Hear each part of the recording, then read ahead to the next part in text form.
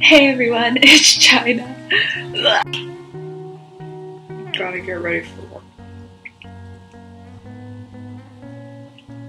I am not used to making videos and talking to myself in my room, but I am really excited to start creating these video blogs. If you know me, this is something that I've been wanting to do for a super long time. I've just been wanting to share some of the experiences that I've been through over the past like 8 years or so. I feel that I talk to a lot of my friends about these experiences, and in turn they tell me about things that they've been through. And I've realized that there are a lot of people and a lot of friends in Florida and family too. In Florida, Jamaica, everywhere that I don't get to talk to about my experiences and theirs. So I thought this would be a great way to just kind of like get my experiences out there, and then if anyone wants to share, and we can just start talking about things that we've been through and just develop this big support system ultimately. So today is actually the anniversary of my little sister passing away. Zoe passed away when I was 15 years old and she was 12. She, if you don't know, she was diagnosed with a malignant brain tumor. When she was in elementary school, and then passed away in middle school. When she was in middle school, I just started doing some research, and I found out about the 5 stages of, is it grief? Yeah, 5 stages of grief, which were developed by Elizabeth Kubler-Ross. And this article that I'm actually reading from is also by David Kessler. So the 5 stages are denial, anger, bargaining, depression, and acceptance. And I think just kind of thinking about those stages in relation to how I have been able to cope and what I went through after she passed away. I think originally they thought that this was going to go kind of on a linear model, but then there's been a lot of research and literature on how it's not linear, obviously, and people experience these emotions at all different times.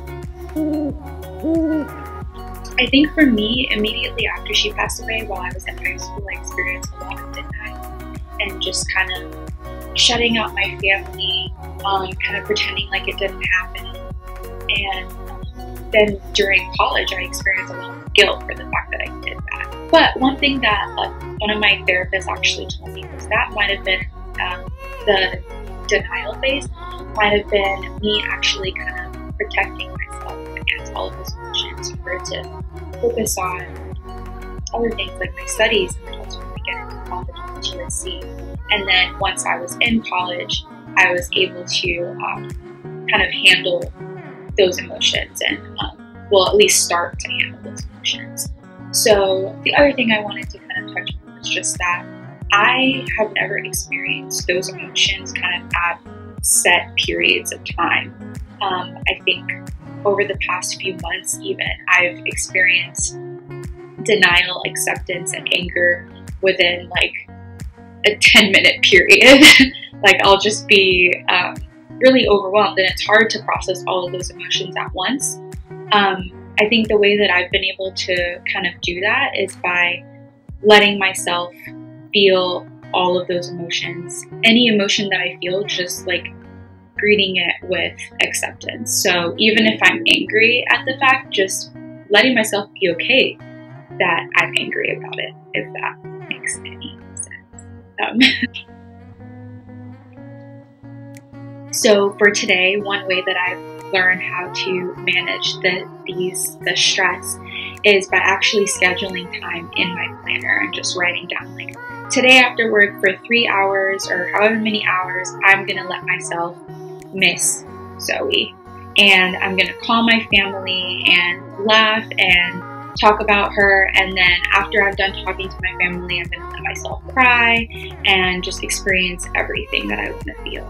And I find that by kind of planning out that set time as opposed to just kind of letting it happen whenever I least expect it, I find that I don't go down that spiral of one of the other stages, which is depression.